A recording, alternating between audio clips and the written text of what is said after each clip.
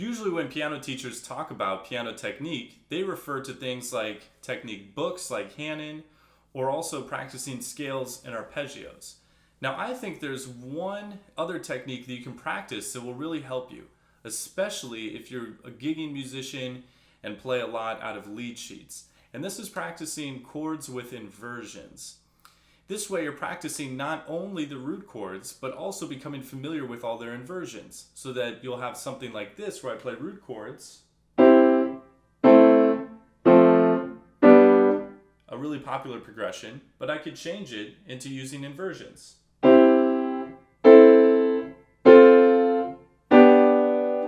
So I'll show you how to practice these. Let's get started.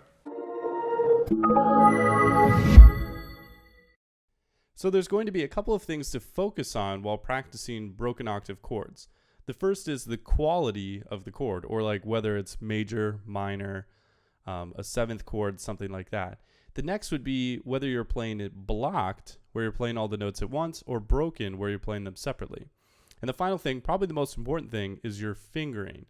So I'm going to go through these in C, just to keep it simple, but you can kind of pay attention and I'll explain the fingering. So here's C major. So I'm going to bring the C to the top. Now I'm going to use 1, 2, and 5 now to play what they call, this would be the first inversion. The next one, bringing E to the top, and then if I do the same thing again, I get back to C major, and then it go back down. Now I do the same thing in the left hand. Notice how I'm using 1, 2, and 5, and finally there. And you could play them all together with both hands.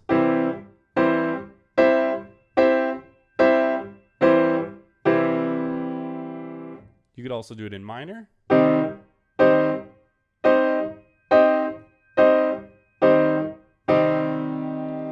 Now these will be a little bit more difficult, but you could do it in seventh chords as well. The two that I would suggest to practice would be dominant 7 chords and diminished 7 chords. So here's what those would look like. Blocked.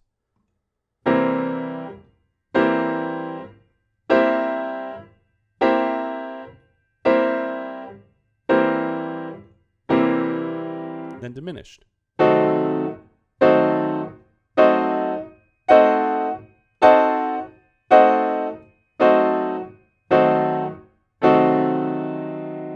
And I was just using whatever fingering came comfortable to me for those.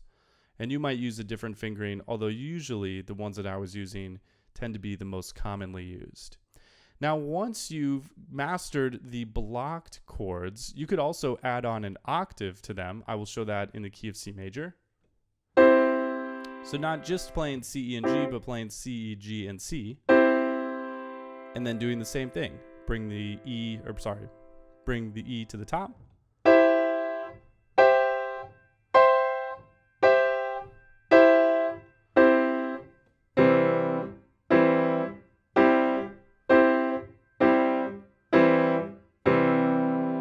Now notice when there's a big gap in the middle, for when I go E, G, C, E, I use 1, 2, and 4 in each hand. And that's typically where you're going to want to use that different fingering.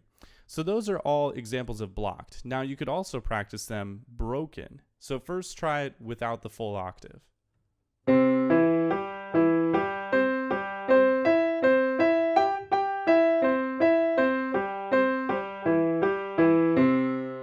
Minor.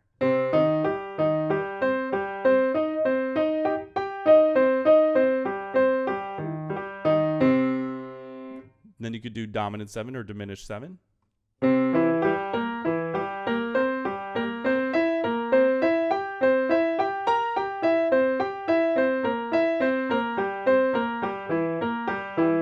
Diminished 7.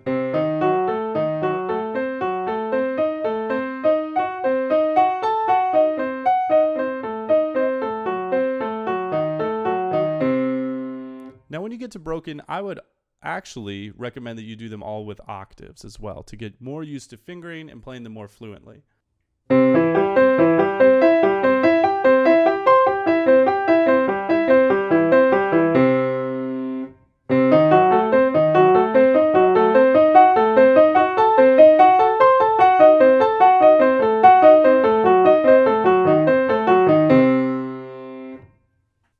both of those, we'll use all 5 of your fingers, which really works on the dexterity and being able to play them all a little bit better.